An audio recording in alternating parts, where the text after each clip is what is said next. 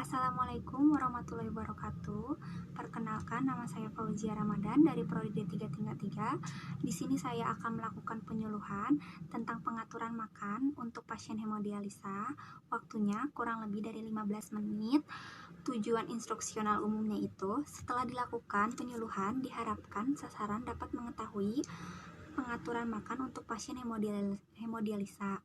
Dan tujuan instruksional khususnya itu, setelah mengikuti menit, tujuan instruksional umumnya itu, setelah dilakukan penyuluhan, diharapkan sasaran dapat mengetahui pengaturan makan untuk pasien hemodialisa.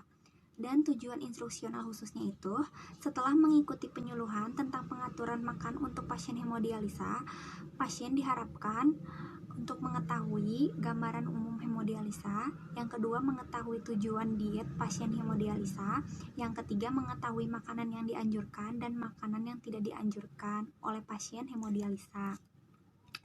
Terus di sini saya itu akan menjelaskan tentang materi penyuluhannya itu seperti apa. Nah, baik, langsung saja ke materi penyuluhannya. Hemodialisa itu adalah suatu proses pembersihan darah dengan menggunakan ginjal buatan dari zat-zat yang konsentrasinya berlebihan di dalam tubuh. Zat-zat tersebut dapat berupa zat yang terlarut dalam darah seperti toksin, ureum, dan kalium, atau zat pelarutnya yaitu air atau serum darah. Kesuksesan hemodialisis tergantung pada kepatuhan pasien. Pada populasi hemodialisa, prevalensi ketidakpatuhan cairan 60%, ketidakpatuhan diet 57%, waktu dialisisnya itu terhambat selama 19%, ketidakpatuhan obatnya itu 9%. Pasien hemodialisa harus membatasi asupan cairan untuk mencegah overload cairan, karena overload itu pengaturan makanan untuk pasien hemodialisa, diet yang diberikan pada pasien dengan penurunan fungsi ginjal tahap akhir dengan terapi pengganti. Jika hasil tes klien kreatininnya kurang dari 15 mili atau per menit. Tujuan diet untuk pasien hemodialisa di sini, untuk yang pertama itu mencukupi kebutuhan zat gizi sesuai kebutuhan perorangan agar status gizi optimal. Yang kedua, menjaga keseimbangan cairan dan atau per menit. Tujuan diet untuk pasien hemodialisa di sini, untuk yang pertama itu mencukupi kebutuhan zat gizi sesuai kebutuhan perorangan agar status gizi optimal. Yang kedua, menjaga keseimbangan cairan dan elektrolit. Yang ketiga, menjaga agar penumpukan produk sisa metabolisme protein tidak berlebih. Yang keempat, pasien itu mampu melaksanakan aktivitas normal sehari-hari. Syarat diet, ada energi 3,5 kkl per hari, terus proteinnya 1-1,2 per kilogram per hari, 50% protein bernilai biologi tinggi. Lemak normal yaitu 15-30% dari kebutuhan energi total. Karbohidrat cukup 55-75% dari kebutuhan energi total. Natriumnya yaitu 1 gram tambah 2 gram bila urinnya itu 1 liter per 24 jam.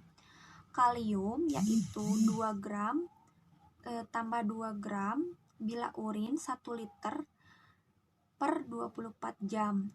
Cairan dibatasi yaitu jumlah urin per 24 jam ditambah 500 ml. Terus ada makanan yang dianjurkan dan tidak. Untuk pasien hemodialisa, yang pertama itu ada bahan makanan yang dianjurkan. Bahan makanan sumber karbohidrat ada nasi, roti putih, mie, makaroni, spaghetti, lontong, bihun, makanan yang dibuat dari tepung-tepungan, gula, madu, sirup, permen, dan lain-lain. Bahan makanan sumber protein ada telur, ayam, daging, ikan, susu dalam jumlah sesuai anjuran. Ada sayur-sayuran, ada ketimun, tepung tauge, buncis, kacang panjang, kol, kembang kol, ada alada, ada wortel, ada jamur dan lain-lain dalam jumlah sesuai anjuran. Buah-buahan ada nanas, pepaya, jambu biji, sawo, pir, stroberi, apel hijau, anggur. Bahan yang tidak dianjurkan itu atau dibatasi bahan makanan yang tinggi kalium bila hiperkalemia, yang ada singkong, kentang, haimut, ubi, kacang tanah, kacang air minum, dan kuah sayur yang berlebihan. Tips mengendalikan air minum dan masukkan air ke dalam botol sesuai kebutuhan sehat sehari. Mengatasi rasa haus atau cobalah permen 1 slice jeruk manis, rangka coklat santan. Terus hindari atau batasi makanan tinggi natrium jika pasien hipertensi, edema, dan asites. Bahkan makanan tinggi natrium diantaranya adalah garam, ada vetsin, penyedap rangka coklat santan. Terus hindari atau batasi makanan tinggi natrium jika pasien hipertensi, edema, dan asites.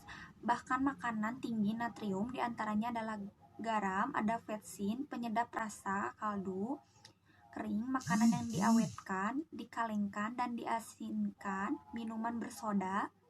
Terus ada air minum dan kuah sayur yang berlebihan. Tipe mengendalikan air minum dan kuah sayur yang berlebihan. Tips mengendalikan air minum dan masukkan air ke dalam botol sesuai kebutuhan sehat sehari. Mengatasi rasa haus atau cobalah permen 1 slice jeruk manis, permen, air dingin atau batu es, berkumur atau mandi. Kurangi garam, gunakan bumbu-bumbu. Ada hal-hal yang harus diperhatikan itu adalah makanlah secara teratur dalam porsi yang sedikit atau sering. Terus untuk membatasi banyaknya jumlah cairan, masakan lebih baik dibuat dalam bentuk tidak berkuah, misalnya ditumis, dikukus, dipanggang, dibakar, digoreng.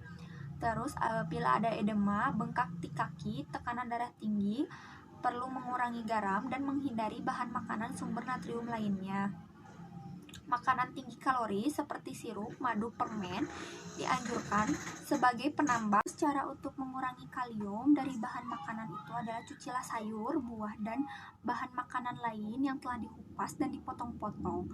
Kemudian rendamlah bahan makanan dalam air pada suhu 50-60 derajat Celcius, air hangat selama 2 jam. Terus banyaknya air 10 kali bahan makanan. Air dibuang dan bahan makanan dicuci dalam air mengalir selama beberapa menit.